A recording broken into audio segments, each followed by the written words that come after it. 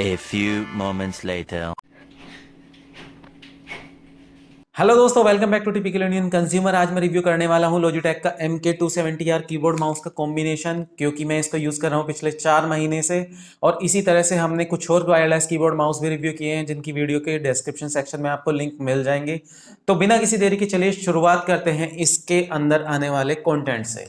दोस्तों, इस keyboard mouse का बॉक्स हमें कुछ इस तरीके से देखने को मिल जाता है, जिस पर दी हुई है बैक साइड में कुछ स्पेसिफिकेशंस, जिसके बारे में हम बाद में बात कर लेंगे। इस बॉक्स को ओपन करते हुए मैं एक चीज़ बताना चाहूँगा जिसका आपको ध्यान रखना है, जिसने मुझे प्रॉब्लम की थी। वो ये कि सबसे पहले अगर हम इसको निकालते हैं तो कीबोर्ड और माउस हमारा इस तरीके से निकल कर सामने आ जाता है, लेकिन इसमें जो सामने नहीं आता वो आता है इसका अडेप्टर। वो हमें देखने को नहीं मिलता। तो अडेप्टर दोस्तों यहाँ पर साइड में जो फ्लैप दिया हुआ है इसमें लगा हुआ आपको देखने को मिलता है, तो यहाँ से आपको निकाल लेना है। दोस्तों, बात कर लेते हैं इस कीबोर्ड माउस के डिज़ाइन के बारे में। माउस को रखते हैं साइड में, सबसे पहले आ जाते हैं कीबोर्ड पर।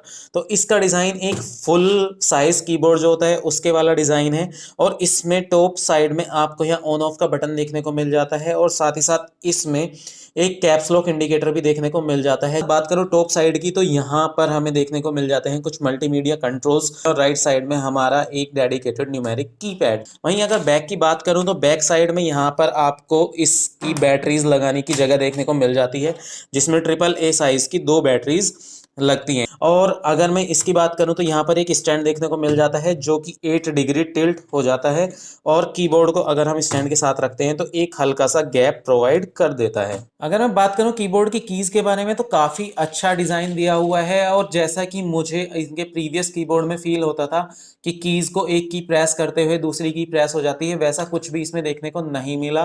क्योंकि ये एक फुल साइज कीबोर्ड है, तो इसको यूज़ करने में मुझे अभी तक किसी भी तरह की कोई प्रॉब्लम नहीं हुई। अब बात कर लेते हैं माउस के डिज़ाइन के बारे में। तो माउस, अगर आपने लॉजिटेक का M235 देखा होगा तो कुछ कुछ उसी तरह का डिज़ाइन है।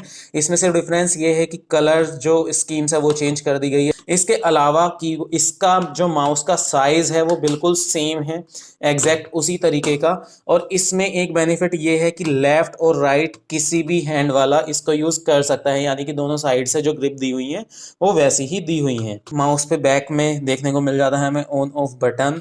अगर इसको ओपन करते हैं तो यहाँ पे हमें अडेप्टर रखने की जगह मिल जाती है, और एक AA साइज का जो बैटरी है वो यूज़ होता है। दोस्तों, वीडियो आपके लिए यूजफुल लग रहा हो तो please subscribe to our channel. अगर बात करूं इसके साथ आने वाले अडेप्टर की, तो एक हमारा छोटा सा एक अडेप्टर देखने को मिल जाता है। दोनों हमारे कीबोर्ड और माउस के लिए एक सिंगल अडेप्टर ही दिया हुआ है, और साथ ही साथ इसकी एक और खास बात बताना चाहूँगा, ये यूनिफाइंग नहीं है। जो लॉजिटेक के जो कुछ प्रोडक्ट्स आते हैं, जैसे कि इसका M235 माउस आता है या फिर कीबोर्ड आता है K230, उसके साथ यूनिफाइंग अडेप्टर इस तरीके का देखने को मिलता है, जिसका मतलब ये होता है कि इस सिंगल अडेप्टर से लॉजिटेक की मल्टीपल यूनिफाइंग डिवाइसेस कनेक्ट की जा सकती हैं। लेकिन ये जो कॉम्बिनेशन के साथ हमारा अडेप्टर आता है ये नॉर्मल है, ये यूनिफाइंग नहीं है। दोस्तों, कीबोर्ड के डिज़ाइन के बारे में इन्होंने बोला हुआ है कि ये स्पिल प्रूफ है, यानी कि इस पर कुछ लिक्विड गिर जाता है तो वो इसमें से निकल जाएगा और उससे ये इफेक्ट नहीं होगा। तो वो तो हम टेस्ट कर लेंगे बाद में, लेकिन दिखाता हूँ ये स्पिल प्रूफ क्यों है। इसमें जितने भी कीबोर्ड की कीज़ के कॉम्बिनेशन है उन सब में एक बैकग्राउंड में होल दिए हुए हैं, जैसे कि आप देख सकते हैं। तो इसमें जो भी लिक्विड यहाँ पर गिरेगा किसी भी कीज़ के अंदर, वो सारा उस होल के थ्रू पास हो जाएगा, जिसकी वजह से इसमें ये अफेक्ट नहीं करेगा। जैसा कि आप देख पा रहे होंगे यहाँ से, इसी तरीके से यहाँ से आप देख पा रहे होंगे ये एक गैप है पीछे। मैं गिराने जा रहा हूँ इस पर थोड़ा सा पानी, और देखते हैं उसके बाद भी वर्क करता है या नहीं करता। हाँ, ये कर लो पहले।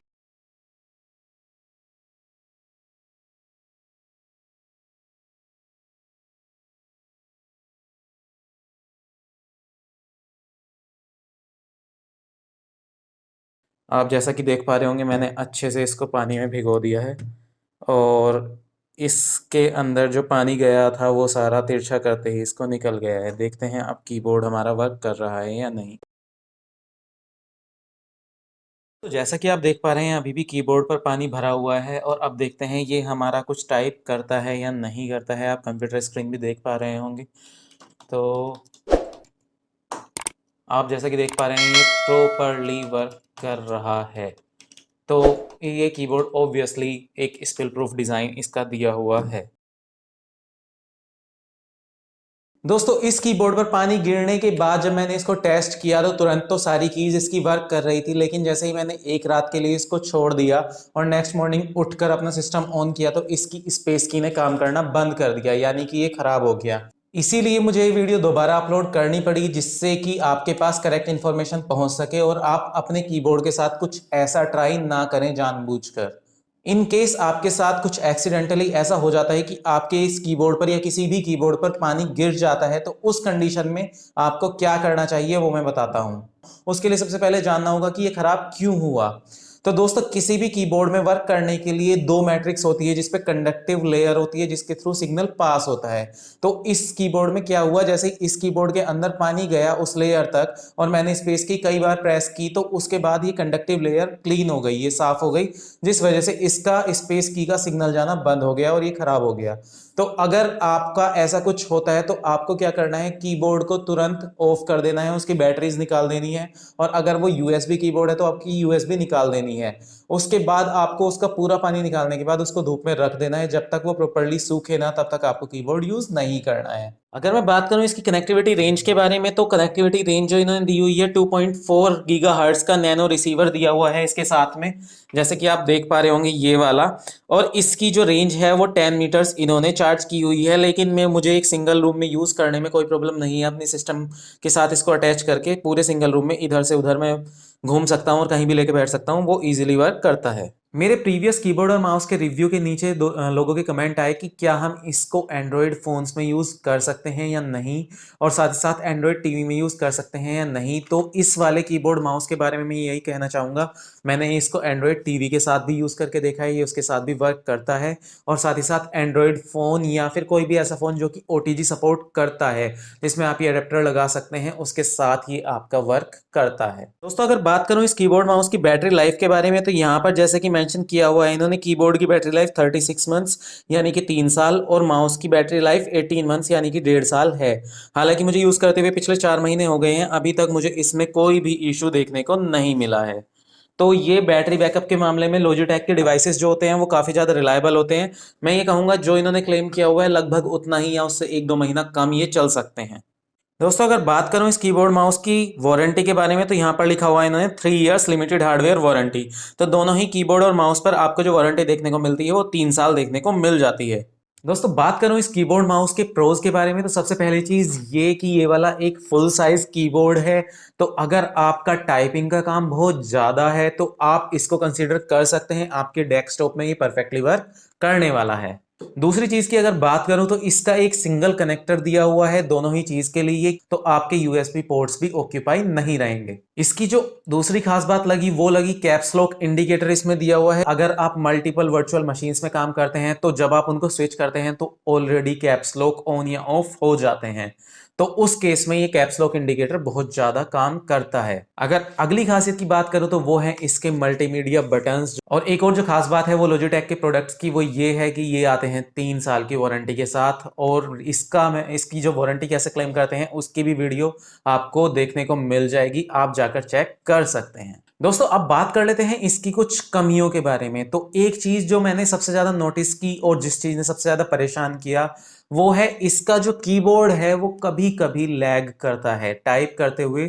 सपोज कीजिए मैंने इसको 4-5 घंटे के लिए आइडल छोड़ दिया, उसके बाद आके मैं काम करना शुरू करता हूं तो ये कीज प्रेस नहीं करता। मैं जब 8-10 कीज प्रेस कर लेता हूं तब जाके वो रिस्पॉन्स लेना शुरू करता है। दूसरे अगर कॉन्स की बात करूं तो वो ये है कि इसका जो साइज है वो फुल साइज है। अगर आपका काम कैरी करने का ज्यादा है तो मैं आपको रिकमेंड करूंगा लॉजिटेक का ये वाला प्रोडक्ट। ये है लॉजिटेक का K230 कीबोर्ड, जिसकी वीडियो भी आपको यहाँ पर देखने को मिल जाएगी अगर आप इसको कंसिडर करना चाहते हैं तो। अदरवाइज आप पोर्ट्रॉनिक्स कीटो को भी कंसिडर कर सकते हैं, वो इससे भी ज्यादा छोटा है। इसके अगर तीसरे कॉन्स की बात करूं जो कि मुझे सबसे खराब बात लगी वो ये है कि इसका ये जो एडेप्टर है ये यूनिफाइंग रिसीवर नहीं है, जिसकी वजह से अगर ये आपका खो जाता है तो आई डोंट नो उस केस में आप क्या करेंगे या इसका एडेप्टर कहां से लाएंगे। और इसकी जो प्राइस रेंज है वो 1500 की रेंज के अंदर अंदर ये आपको देखने को मिल जाता है। मैंने 1400 का खरीदा था, लेकिन सेल में इसके जो प्राइस थे वो 1250 रुपये हो गए थे। तो आप Amazon का लिंक आपको देखने को मिल जाएगा डिस्क्रिप्शन सेक्शन में, आप वहां से जाके इसको बाय कर सकते हैं। आई होप दोस्तों वीडियो आपको पसंद आया होगा, पसंद आया तो लाइक कीजिए, चैनल को सब्सक्राइब करना बिल्कुल मत भूलिए। मिलते हैं आपसे नेक्स्ट वीडियो में, तब तक के लिए बाय बाय।